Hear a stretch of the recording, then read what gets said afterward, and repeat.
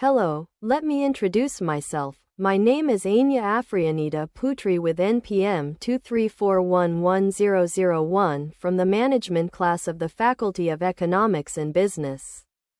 Here I will explain a little about business feasibility studies. A business feasibility study is an analysis process carried out to assess whether a business idea or plan is feasible to run.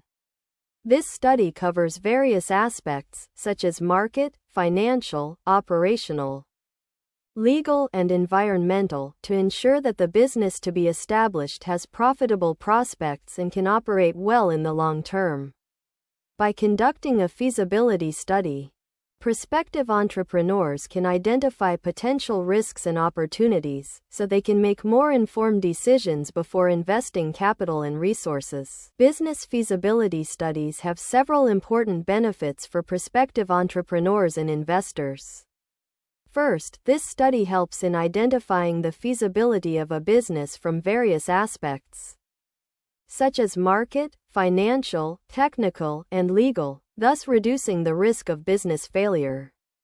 Second, with in-depth analysis, entrepreneurs can plan more effective and efficient business strategies.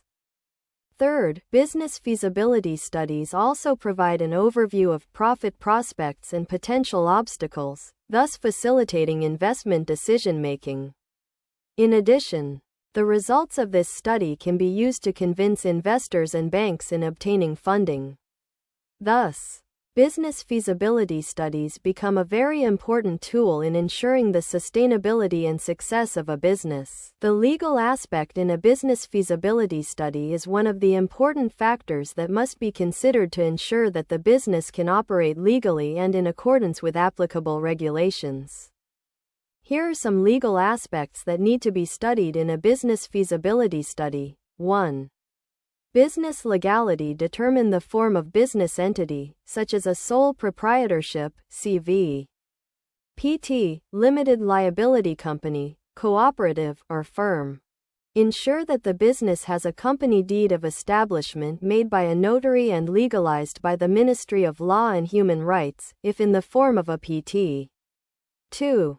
Business licensing. Business identification number, NIB, from the OS online single submission system as a business identity. Trade business license, SIUP, for trading businesses. Location permit to ensure that the business operates in a place that complies with regional spatial planning regulations. Environmental permit, AMDL, UKLUPL, if the business has the potential to impact the environment. Special operational permit, such as a health permit for businesses in the pharmaceutical or food sector. 3. Intellectual property rights, IPR, trademarks, to protect business identity from misuse by other parties. Copyright, if the business is related to creative products such as books, music, or software. Patents, to protect product innovations or technologies developed. 4. Taxation law. Registering a business to obtain a taxpayer identification number, NPWP, for a business entity. Understanding tax obligations such as income tax, PPH, value-added tax, PPN, and regional taxes. 5. Employment law. Complying with the employment law, including regulations on minimum wages, working hours, employee rights, and severance pay. Providing BPJS Kesehatan and BPJS Ketenagakerjaan for employees. Drafting clear and legally valid employment contracts. 6. Business agreements and contracts. Drafting cooperation contracts with other parties, such as business partners, suppliers, or investors. Ensuring that the agreement has strong legal aspects to avoid disputes in the future. 7. Special regulations. In certain industries, each industrial sector has specific regulations that must be complied with. For example, food and pharmaceutical industry must have a permit from BPOM and halal certification from MUI.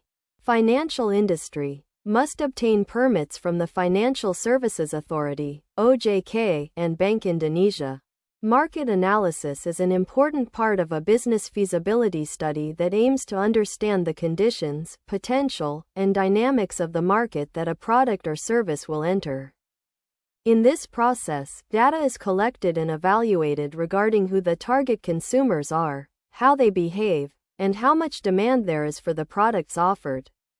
In addition, market analysis also includes identifying competitors, their strengths and weaknesses, and the strategies they use. By understanding market trends, consumer preferences, and competitive conditions, business actors can formulate more targeted marketing strategies, from pricing, distribution channels, to effective promotions. Market analysis also helps identify opportunities and threats that may arise, so that businesses can be better prepared and adaptive in facing market changes. Overall, market analysis provides an important foundation for rational and strategic decision-making in running or developing a business. That's my explanation about business feasibility study. Thank you.